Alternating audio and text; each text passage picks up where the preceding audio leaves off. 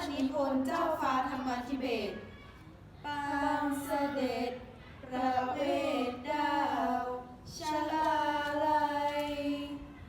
ทรงรัตนพิมานชัยกิ่งแก้วพรั่งพร้อมพวกพลไกรแหนแห่เรือกระบวนต้นแถว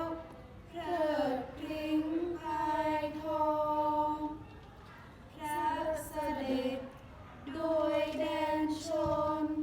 ทรงเรือต้นงามเชิดชายกิ่งแก้วแถวพันนารายพายอ่อนหยับจับงามงอนนาวาชะแน่นเป็นขนานชะล้วนรูปสัตว์แสนยาก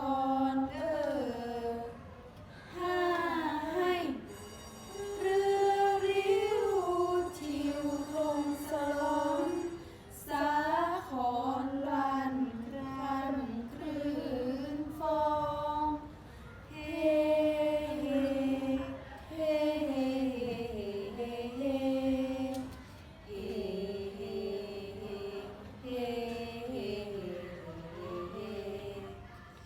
เรือครุฑชะยุทธนาพิวชะลิ้วลอยมาพาพันพยองห้าให้พลพายคลายพายทองร้องโหเฮโอเฮมาเฮเฮเฮเฮเฮ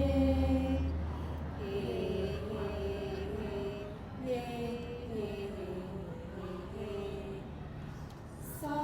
รมุขชะมุขสีด้านชะเพียงพิมานพานเมฆาห้าให้ม่านกรองทองรจนาหลังคาแดงแย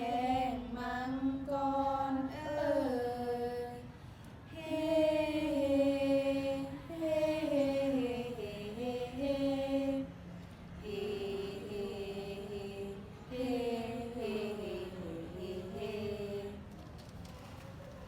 ยีนะมากู